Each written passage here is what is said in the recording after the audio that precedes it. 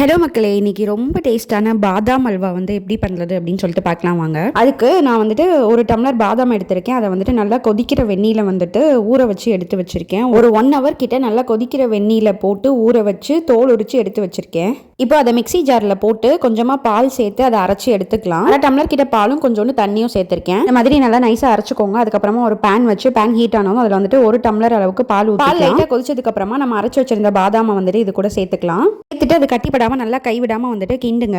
நம்ம கலர் காண்டி கொஞ்சோண்டு வந்துட்டு எல்லோ கலர் கேசரி பவுடர் போட்டிருக்கோம். நீங்க வேணும்னா வந்துட்டு குங்குமப்பூ வந்து சேர்த்துக்கலாம், இல்லைன்னா கொஞ்சோண்டு மஞ்சள் தூள் வந்து சேர்த்துக்கலாம். 10 minutes வந்துட்டு மூடி போட்டு வேக வைங்க. ஏன்னா கொதிக்கும் போது மேலே வந்துட்டு தெரிக்கும், அதனால மூடி போட்டுருங்க. நடுவில் 2 டேபிள் ஸ்பூன் வந்து நெய் சேர்த்திருக்கோம். அதான் நல்லா வெந்ததுக்கு அப்புறமா அந்த கொதிப்பு வந்து அடங்கிரும். அதுக்கப்புறம் 1 டம்ளர் பாதாமுக்கு 1 டம்ளர் சக்கரை எடுத்து வச்சிருக்கோம். அதை இது கூட சேர்த்து கிண்டிக்கலாம். பிஞ்ச் ஏலக்காய் தூள் வந்து சக்கரை சேர்த்து ஒரு 5 minutes நல்லா கிண்டி விடுங்க. அதுக்கப்புறமா 2 டேபிள் ஸ்பூன் நெய் ஊற்றி லோ ஃப்ளேம்ல ஒரு 15 minutes கிண்டி இறக்கணும். அப்படின்னா சூப்பரான பாதாம் அல்வா ரெடி.